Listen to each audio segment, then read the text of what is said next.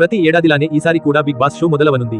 వచ్చే నెల నుంచి 10వ సీజన్ షురూ కానుందని లేటెస్ట్ గా ప్రోమో వదిలారు. ఎప్పుడు ప్రారంభమవుతుందనే విషయానికి పక్కన పెడితే అగ్నిపరీక్ష కారణంగా సోషల్ మీడియాలో షోపై విపరీతమైన వ్యతిరేకత ఏర్పడుతోంది. ఇంకా చెప్పాలంటే జడ్జిల్లో ఒకరైన నవదీప్ ని పలువురు ఇన్ఫ్లుయెన్సర్లు ఇష్టమొచ్చినట్లు తిడుతున్నారు. ఎందుకీ పరిస్థితి వచ్చింది? దీనికి ఏంటి కారణం? ఈ షో మొదలైన తర్వాత 8 సీజన్ల వరకు పల్లవి ప్రశాంత్ లాంటి సామాన్యులని పలువురిని తీసుకున్నారు గానీ వారిని ఎలా ఎంపిక చేశారు లాంటివి బయటపెట్టలేదు. కానీ గతేడాది అగ్నిపరీక్ష పేరుతో పోటీ పెట్టి 6 సామాన్యులని ఎంపిక చేసి షోలో పాల్గొనే అవకాశం కల్పించారు. అందులో ఒకడైన కళ్యాణ్ పడాల ఏకంగా విజేత కూడా అయ్యాడు. ఈసారి అలానే అగ్నిపరీక్ష పోటీ నిర్వహించారు. వేలాది అప్లికేషన్లు రాగా వాటిలో 70 మందిని ఎంచుకుని వాళ్లలో 15 మందిని ఫైనల్ చేశారు. ఆ 15 మంది ఎవరనేది జనాలకు కూడా పెద్దగా తెలీదు కాబట్టి ఆ విషయాన్ని కాసేపు పక్కన పెడదాం. అయితే రిజెక్ట్ అయిన మిగిలిన 55 మందిలో ఉప్పల్ బాలు, అక్షయ్ లాంటి జనాలకు తెలిసిన సోషల్ మీడియా ఇన్ఫ్లుయెన్సర్లు ఉన్నారు.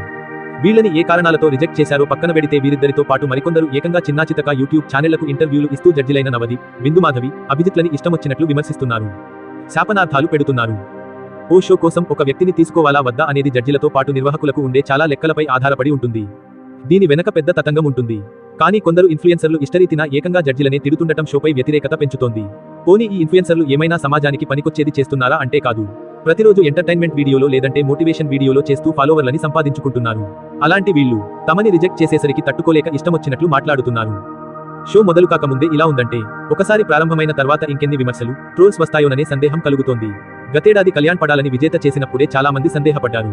తనూజ విజేత కావాల్సిన కంటెస్టెంటే కానీ కళ్యాణ్ ఎలా విన్నర్ అయ్యాడు అని మాట్లాడుకున్నారు. పోనీ షో అయిపోయిన తర్వాత విజేతలకు వరుస ఛాన్సులు వచ్చాయా అంటే అలాంటిదేం జరగలేదు. 1-2 అవకాశాలు వచ్చాయంతే.